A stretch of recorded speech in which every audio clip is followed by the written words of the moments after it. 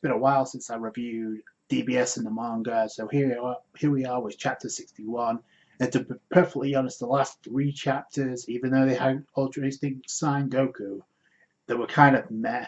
Pretty much action orientated only. I mean, don't get me wrong, I know it's part of Dragon Ball and always will be, but when it comes to any kind of fiction or entertainment, I like story and character progression and interaction and world building more than I do the actual fighting itself. So speaking of character development and interaction, we've got plenty of that with Vegeta in this chapter. The whole part about Goku in Ultra Instinct Sign and how difficult it was for Goku to master, just for him to lose to Moro, left a bad taste in my mouth. Don't get me wrong, I don't have a problem with Goku losing, but the whole point of this was, the problem I have is like you sacrifice the potential to have Gohan, Piccolo, and the others do something epic, but instead they had 5 minutes shine just so you could bring Goku in to clean house, to have him face Moro this early in Ultra Instinct Sign just so he could lose to prove a point. If you wanted to prove a point and how tough it was to harness Ultra Instinct, you could have had him go out the form during the fight instead of have him lose during the battle. But we knew this moment was coming because Goku came in first before Vegeta, so this was Vegeta's chance to shine, and this really was his chapter to shine. Although to be honest, the last few pages of this chapter kind of like it's a typical fight for Vegeta. Like he gets the upper hand, but by the end something turns it around to like kind of screw over Vegeta. So I wasn't getting my hopes up, but I did like how this chapter was, at least from a character standpoint. So Vegeta comes in, he gets a blow on Moro. We don't really notice a difference at first. In fact, Moro tanks it and he's like, yeah, that's not going to cut it. And what's really cool about this, you have all the others saying, what the hell changed here? You got like 18 saying, yeah, you can talk a big game, but nothing's changed. Not aware of what's going on, but Goku, you can tell he's like realizing something's up. So Vegeta's coming in with his attacks. It becomes crystal clear that Vegeta has not mastered a new form. That was not the part of this chapter, and I said that from the moment that he separated with Goku. That was not the aim here because of his attitude towards it. He was going to master completely something different that wasn't Vegeta-like, and that's what we got. Although to be honest, I kept pushing for a spirit defense technique because that's to prevent him from losing his energy. By the way, I think Moro tried to do that, but it didn't work. It looked like he was about to pull him and absorb his energy. He grazed Moro and then he grabbed Vegeta again by the arms. He tried to throw him into the ground like he did Goku in the previous chapter, but I think he slipped out of it and got behind him. He's pulling some Ultra Instinct-like moves, even though it wasn't, so that's pretty cool. When Vegeta comes in with a kick, you notice the energy that flies right out of him. Then you kind of know what's going on here. Goku's like, oh, Vegeta, this move is yours. And Vegeta's like, yep, this is forced spirit fission, which is another way of saying fusion, but fission. So he's managed to learn how to harness this technique. I do like how Moro's about to use an energy blast and Vegeta pulls a matrix. That was pretty cool. It's kind of hard to notice, but when Vegeta was in blue, I couldn't tell if he was in Super Saiyan Blue Evolution or if he was just in mere Super Saiyan Blue. Either way, you can't really gauge how much stronger he is in Super Saiyan Blue, even though it's pretty clear he's stronger.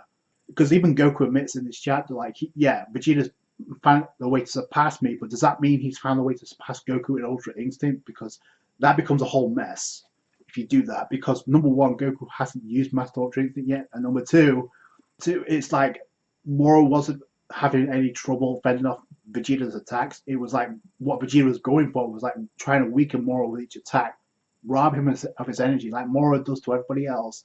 That's what he's up to, and you can see the energy leaving. It's kind of like different.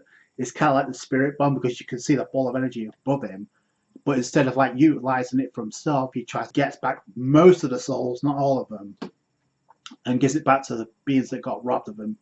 More specifically, the Namekians. Nobody else, I don't think, got revived, which kind of sucks. And the reason for it is because too many months have passed. Because it's been 2 months since the training began, so convenient. But I do like it because it doesn't really involve using the Dragon Balls, so that's pretty cool.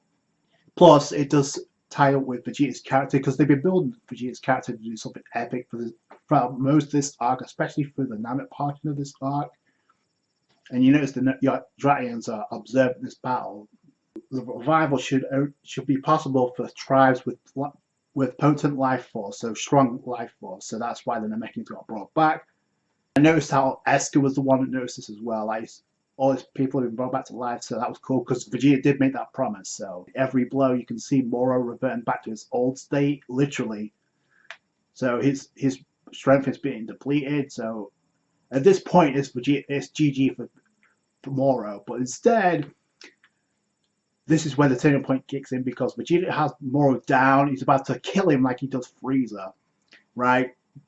But then he says to Jacko, hey, maybe you want to lock this guy up. He can't fight back anymore. But Jacko's like, the only reason we did that is because we had no one strong enough capable of killing him. But now you can finish that. So Vegeta does that. And I do like conversation Piccolo has with Goku. He's like, are you surprised by how Vegeta's changed, how he's grown? And Goku's at first thinking about his strength, but Piccolo's like, no, that's not what I'm talking about. I'm like about how he's changed as a person. And it's because of you he met you that he's changed, which is true. Like I said, Goku did literally say himself that Vegeta has surpassed me, so I'm going to find a way to surpass him. So there's always going to be that rivalry. Like I said before, does that mean he's surpassed Goku in Ultra Instinct? No, because we haven't seen what he can do in Master Ultra Instinct. So, but Vegeta's about to polish off Moro, and typical turnaround for a Vegeta fight. It's like, I'll still have my magic, but Vegeta's like, I'm going to send you to hell, but then I'll join you later down the road. Which we know is complete BS because during the Kid Buu arc, right, during the Kid Buu fight when everybody got brought back with the Dragon Balls, the wish was to revive everyone but the really bad people, right? And Vegeta got brought back, so what does that tell you? He tries to polish him off, and again, got mad resurrection of F5, so that's why I didn't make a review last chapter, because I didn't want to jump the gun. It was cool that Vegeta was there with using instant transmission for one time only. But I kind of waited to see what happened with this chapter, this type of chapter with Vegeta before I actually make my prediction or review. So here it goes. So Moro uses the energy to shoot up from the ground. Vegeta catches Vegeta completely off guard. It's a distraction to get him to Moro get up to the ship to where Shimoreka and 7-3 are. And this is the plot as Paul part of the chapter, I guess, where it turns around for Vegeta. So first off, Moro kind of like kills Shimoreka straight for 7-3, and he pulls a Majin Buu, except for instead of turning him into candy or a cookie, he literally eats him whole, like to absorb his energy. Like that's a first. Like he eats him whole. Like you see nothing but his leg, lower half of his body out of his mouth. That was kind of disturbing. He knew something was up because he left 7-3 and Shimoreka alive, even though he killed the right hand man Zangabo a while back with his energy. So yeah, that didn't make any sense. So there had to be a plot reason why he was still around, and this is it to make Moro not only stronger, but also the moment that happens, Vegeta gets caught off guard, he's surprised, and then he gets knocked down, and he's out, gets into the ground, and he's out of Super Saiyan Blue. So 7-3 apparently copied Moro's abilities. That's why he allowed that, so he can absorb him when the timer's right. So it was pretty much a backup file for Moro to absorb. And he also absorbed his abilities. So if he could absorb 3 people's techniques at once, that's going to be a problem for Vegeta and for Goku. Now back to his former glory. So now he's stronger than before, which he did make the claim that he was stronger than the gods. I'm still kind of apprehensive about that. I don't think that's the case at all, but we'll see. Because we're going to find out soon, because Vegeta's down for now. Fans, because yeah, he got his shine in, but it's like any other fight with Vegeta. When it looks good for him, something else turns it around. So that's what happened here. About it is the reason Vegeta surpassed Goku had nothing to do with strength. It was like he was able to master a technique that Goku couldn't when he was on Yadra. So that's pretty cool. Vegeta's down. He's not out for the count, much like Goku. He's still in this, even though he's in base mode. So this could lead to 2 things. That Vegeta's going to get back up, and Vegeta, Goku, Gohan, and Piccolo, because you see them standing off against Moro. They team up alongside the androids, or it's going to be a fusion between Goku and Vegeta, which combines what they both learned into one, which I've been pushing for ever since Namek anyway. So that could be a possibility. Too much energy, but Vegeta looks like he's okay too. He's he's not in Super Saiyan Blue anymore. Like I said, I kind of wanted to know if he was in Super Saiyan Blue Evolution. It's kind of hard to tell in the manga, but he claims for a win for Vegeta and an L because he had more on the ropes and probably should have killed him, but instead took way too much time, and we know how that goes. Moro turned it around by absorbing 7-3. Got to admit, it was kind of an ass pull, but his design does look pretty cool. If he could have has his abilities to copy other people's techniques, that's a problem. Gogeta's going to get in there, or it's going to be a team effort, which I don't mind either, because it would kind of benefit Gohan, Piccolo, and the rest too, but we'll see. Or it could be a case where Goku uses his Spirit Bomb to get Dharma, because that could be foreshadowing, I don't know. But we'll have to wait and see. All in all, it was a decent chapter, probably the best chapter of them in a while, so let me know you guys down below. That's going to do it for today, guys. Thanks so much for watching. Like this review if you did, subscribe to for more DBS, and I'll catch you guys later. Thanks, guys. Bye.